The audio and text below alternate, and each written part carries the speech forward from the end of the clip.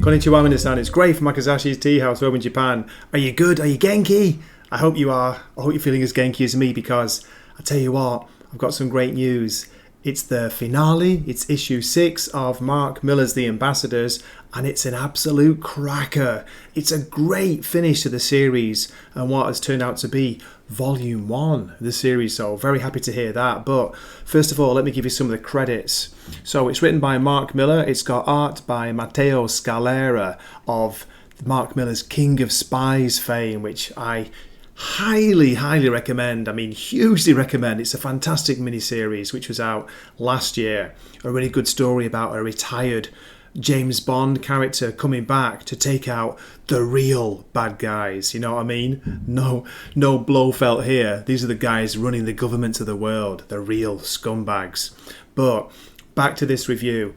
This, I tell you, this is a cracker. I'm delighted to talk about it. And what I'm going to do with this review, for a change, I'm not going to give my usual story summary. I'm going to talk a little bit about the story, but I want to keep this completely spoiler free because it deserves to be enjoyed. I want you to come into this issue completely, open and completely, innocent to the story. I don't want any spoilers from this, because I tell you, when you read this book, I'm sure you will really enjoy it like I did. Now, I have been a little bit critical of the Ambassadors before now, because some of the issues felt a little bit, very hyped, so really looking forward to them, and then they were a little bit of a letdown. Now, I think this has mainly been because Mark Millar has been focusing on the heroes, the actual ambassadors, as he's been building the team, which is fair enough, but that felt like there was a detraction, because the villain story didn't really feel like it had a big build-up. There was a little bit of a mention here and there of the main villain, who you will know if you've been reading it. But it felt like they tried to cram in the backstory of the villains way too late in the last couple of issues. But in this issue, you do get a much better look at them and the main team. You get to see the ambassadors at last. We've only been waiting 6 issues to see them all properly working together. And yeah, it's great to see them, but let me briefly read the synopsis, because it introduces a new character, a brand new ambassador. There's actually a couple in here, but let me just focus on one. The synopsis from the publisher says, miniseries finale. The ambassador for Mexico completes the team as they face their first major conflict together and find out the truth behind Chun Hei-chung's husband's superhuman upgrade program, and the rich guys around the world who have paid him a fortune for it. So, if you've been reading from issue 1, you'll know that Chun Hei-chung, the Korean ambassador, the female superhero, it's her husband who's the big bad. And it's basically, this has been going on for years. Her ex-husband.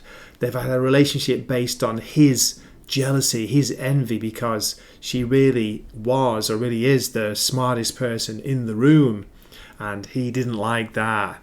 So, and as you saw in the first issue, he double-crossed her, and she ended up in jail, in prison, for I think was going to be a life sentence. But don't let me go too far back. Let's focus on this issue. So, why is it so good? What did I enjoy about it? Well, apart from the story and Matteo Scalera's excellent art.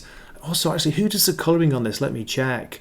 There's some really nice kind of watercolour style colours on this issue. It's by Lee Luffridge. There we go. And Clem Robbins on letters. Okay.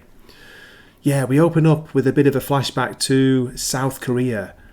I think it's 5 years ago, and it's when Chun Hei-chung is still in prison, and her faithful assistant, is it Osaka? I always want to call it Osaka. It's not Osaka, is it?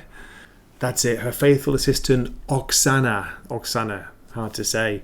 Tell you what, she doesn't look Japanese for trying to call it Osaka. And they're talking in prison, and basically Chun Hei-chung's saying about her ex-husband, he's taken the business, he's taken all the money, all my research. He plans to sell superpowers to the richest people in the world, while I rot here in a prison cell. Then Oksana asks, what are you going to do about it? And she says, win. Then we flash forward to now, the embassy. And she's talking about how things have changed and how she couldn't have done it without the help of her faithful assistant, Kato. Oh no, sorry, that's Pink Panther. Oksana. But Oksana's saying, come on, you did all the hard work, Chun-hye. I just carried out your instructions. Then we get a bit of Chun-hye Chung's backstory, how smart she was at school, and who, her ex-husband, the villain, Jin Sung, was in the same class as her, and he was filled with furious envy right from the start. But despite that, he proposed to her when she was only 17. They got married, and then, of course, he double-crossed her, stole her research. Okay, as I say, I'm just going to tell you the first couple of pages, and then I'm going to leave, no spoilers. So what happens is, we're in present day, and there's an emergency, a level 1 emergency warning in Gyeongju. It's a tsunami. The tsunami early warning system has kicked in, and Chun-hye Chung is trying to get the team together. Now, look at us, Oksana, we're superheroes.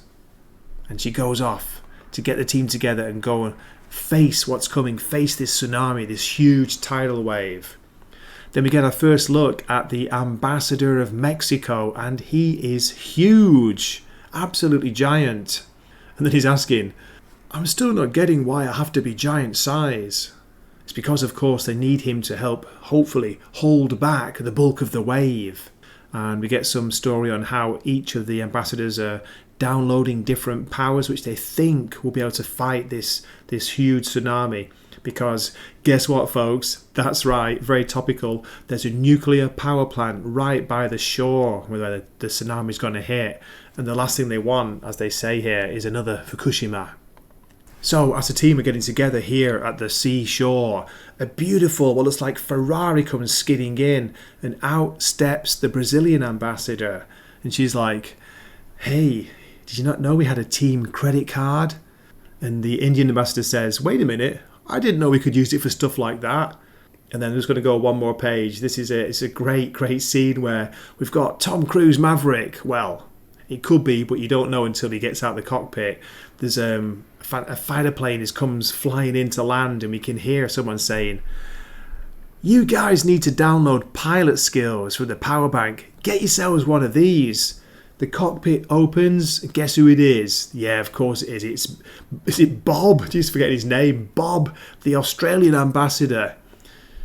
She never said there was a limit on the cards. And that's it. That's as far as I'm going to go with the story. That's only the first few pages, but I tell you, it just builds up and builds up. There's some fantastic action scenes, gorgeous art by Scalera. Again, a different style. It's been a different style, keeping with the book, different style with each issue.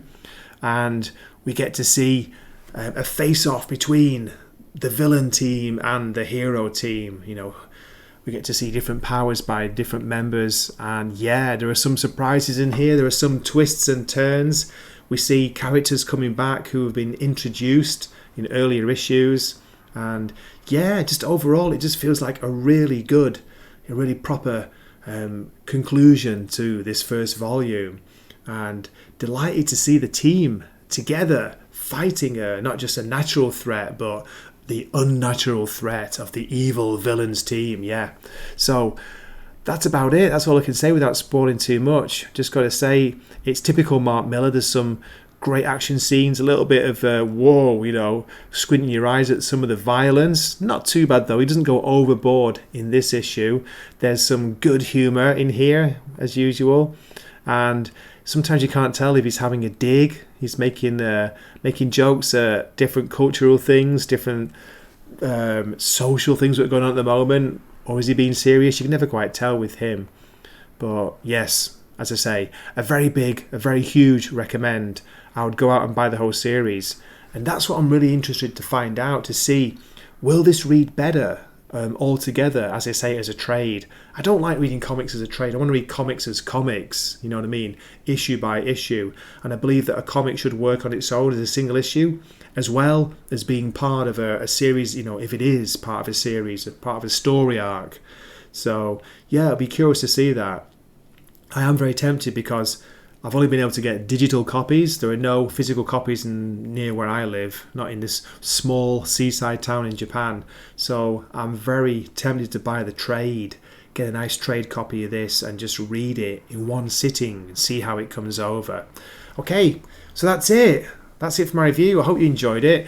Please drop me a comment. Let me know what you think of this series. Are you reading it? Have you read it? What did you think of this finale? Did it fill you with joy, or did it annoy you and let you down? I'd love to hear what you think. And yeah, right now with my channel still being very small, I'm still able to answer every comment, so I will answer your comments. Okay, so that's about it. What I'll do here is I'm going to say there's a video here that I recommend you check out if you like this video, if you like this review. It should be popping up here on the video, so yeah, do check that out. Let me know what you think, and if you haven't subscribed, please consider the kindness of subscribing and becoming a member of Gray's Wakizashi Tea House Dojo. There are always spaces for more Yojimbo or Samurai or Ronin, so yeah, everybody's welcome. And I hope to see you in a future video. This is Gray from Wakizashi's Tea House signing off for the evening here. Mata ne.